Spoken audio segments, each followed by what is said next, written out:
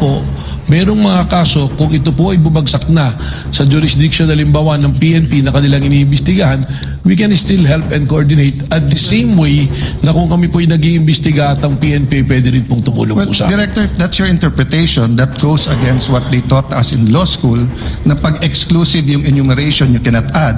And at the end of the enumeration of Section 5, nakalagay nga dito, however, the President and Secretary of Justice may direct you to undertake investigations of any crime. Why do they have to say any crime if you can do it any crime? If you can investigate any crime after all? It seems that you're expanding your jurisdiction by yourselves. Objections, he has 2 minutes. You may proceed, sir, when you're ready. Good afternoon, Mr. Witness, Director, Attorney Matibag, schoolmate.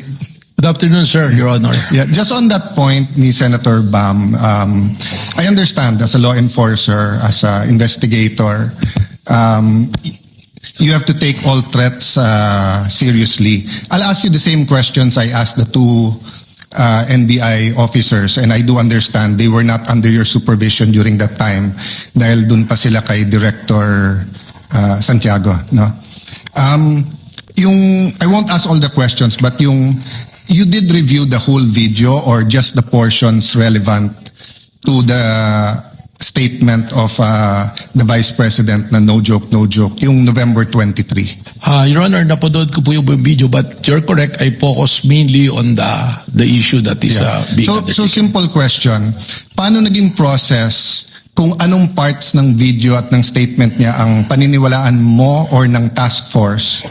So it's not personal. I mean, if you were in the task force or as you said, you created the task force, now at duty nyo yung safety ng high government officials, anong process nyo kung anong parts ng video ang paniniwalaan nyo at hindi?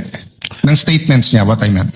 Well, ang ginawa po natin dyan, doon po mismo sa konteksto ng kanyang sinabi na humanap siya ng papatay at inutos niya na papatayin ang tatlong individual at yun po ay pumayag yung papatay at sinabi pa niya no joke, doon pa lamang po ay na pong nakita yung pong ating hinahanap po na mga pwede niyang pananagutan po sa batas. Well, as an appointee of this government, as a lawyer, as an NBI director, I see your point and I get that. But what I meant is that before that statement, sabi kasi niya, kung papatayin ako, I mean, the record will bear out naman yung eksaktong sinabi niya. No? So this is my paraphrase. But ang pagkaintindi ko sa sinabi niya, kung papatayin ako, eto yung tatlong papatayin mo. And ang impression ko, pinagbibintangan niya yung tatlo na may plot against her. So, yun ang tanong ko dun sa two previous NBI directors. If you're gonna believe that she contracted or talked to, may kausap, no? Siya, if you're gonna believe that may kausap siya at papapatay yung tatlo, will you not believe the previous nung sinabi niyang kung ako naman ang papatayin? Hindi po ganon, sapagkat ang tinignan na nga po natin ay yung kanyang mismong pagbabanta. At sa amin po, sa ngayon, yung aking pong task force na nag-iimbestiga, ay malinaw po na ang tinitingnan ay kung ano na ang nangyari dahil doon sa pagbabanta. Okay. At sinasabi nga po namin, dahil po doon sa pagbabanta, ito po ay umabot na, doon na po sa level na ang national security nataya na po, na kompromiso na. Sapagkat marami na pong lumalabas, tuloy-tuloy na pagbabanta. So doon na po natin ito tinitingnan. Yes. In the same video, she mentioned massive corruption. But wala pa dyan kasi yung mayab kayo speech at flood control investigation. So, same question, Director. Naintindihan ko, yun yung pinaniwalaan nyo. May kausap siya, no joke. Pero ang question ko, paano yung proseso nyo or anong naging thinking nyo na etong papapatay yung presidente, pinaniniwalaan ko, pero etong siya ang papatayin, hindi ko paniniwalaan, at etong graft and corruption, hindi ko rin paniniwalaan. What's the process there? Well, ang proseso po dyan ay tinignan naman natin doon po sa pagbabanta niya, kung sa grave threat po yung pag-uusapan natin, alam naman po natin na yung threat na yan is absolute dahil nandoon naman po yung elemento eh. Doon naman po sa sinasabi namin na tuloy-tuloy na pag-iimbestiga dahil ito nga po ay umabot na sa level lang na naapektuhan ng national security, we take into context yung mismong sinabi niya na meron siyang kinausap at yung kanyang kinuusap ay pumayag. Yung po kanyang sinasabi na kung papatayin ako, that is supposed to be na statement niya sa aming pong pananaw just to cover yung kanyang pagsasabi na siya'y may kinausap para patayin ang ating Pangulo. Okay, I won't argue with you, yun yung proseso nyo. But in the meantime, there were 3 statements, massive corruption, kung papatayin siya, patayin. So, focusing dun sa patayin yung 3 kung papatayin siya, in the meantime, tumutuo yung yung massive corruption lumabas afterwards, di ba? So, just one other point, at the beginning of the prosecution's questions to you, and I think the defense had a question about what can you investigate. Can you repeat your answer? As the NBI director and the NBI can investigate, did you say all crimes o yung mga Lahat po ng mga pumapasok sa amin na mga krimen ay amin pong pwedeng imbestigahan, mutuo proprio. Ganon din po yung mga krimen na mayroon pong nagreklamo na araw-araw na may pumupunta sa aming tanggapan para magreklamo. Ito po yung aming iniimbestigahan. At meron din pong mga iniimbestigahan kami na inutos po ng Department of Justice.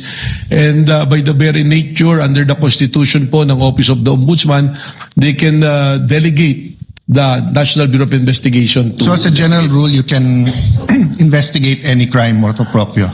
More than the investigation of the crime is also the protection of our nationals. Saka po siyempre siguraduhin na promote ang ating demokrasya, hindi nakukompromiso. Yes, but the investigation lang. So you can investigate any crime? Tama po. Yeah. Isn't that against the Republic Act 10867? The statute that gives you power? The Act Reorganizing and Modernizing the National Bureau of Investigation. Sabi dito sa inyong Section 4, the NBI shall have the following powers and functions. Undertake and investigate the detection of crimes and offenses enumerated under Section 5. Section 5, may enumeration, human trafficking cases in all airports, extrajudicial, extralegal killings committed by state security forces against media practitioners' activities, killings of justices and judges, violation of 100175, otherwise known Cyber Crime Act, Prevention Act, cases against Interagency Graft Coordinating Council and violations of the Anti-Dummy Law. Tapos, cases involving threats, security assaults against persons of the President, Vice President, Senate President, Speaker of the House, Chief Justices. Walang congressman, senators, unlike judges lahat. Transnational crimes pursuant to existing international agreements, identification of dead victims in case of mass fatalities, incidents caused by natural disaster, and violation of commercial, economic, financial, white-collar crimes, nakadyan yung law. So, exclusive yung enumeration. Then, provided, however, if that the President or Secretary of Justice may direct the NBI to undertake investigation of any crime when public interest so requires.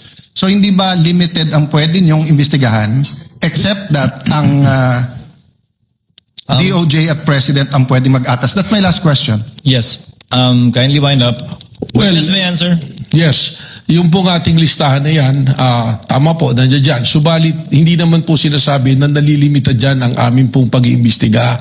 Sapagkat malinaw po ang mandato ng NBI that we are the primary investigating body. Yun lamang nga po, merong mga kaso, kung ito po ay bumagsak na sa jurisdiction halimbawa ng PNP na kanilang iniimbestigahan, we can still help and coordinate at the same way na kung kami po ay nag-iimbestiga at ang PNP pwede rin pong tumulong Well, po sa amin. Director, if that's your interpretation, that goes against what they taught us in law school, na pag exclusive yung enumeration, you cannot add. And at the end of the enumeration of Section 5, nakalagay nga dito, however, the President and Secretary of Justice may direct you to undertake investigations of any crime. Why do they have to say any crime if you can do it any crime, if you can investigate any crime after all? It seems that you're expanding your jurisdiction by yourself. Well, we've been doing po yan sapagkat we have also our primary role to make sure that law and order is being promoted through the NBI din po. Senator Cayetano can avail Thank of you. the second Sorry. round. Yeah, thank you. Later or tomorrow, since I believe Attorney Matibag, Director Matibag, forgive me, will still be here for the continuation of cross.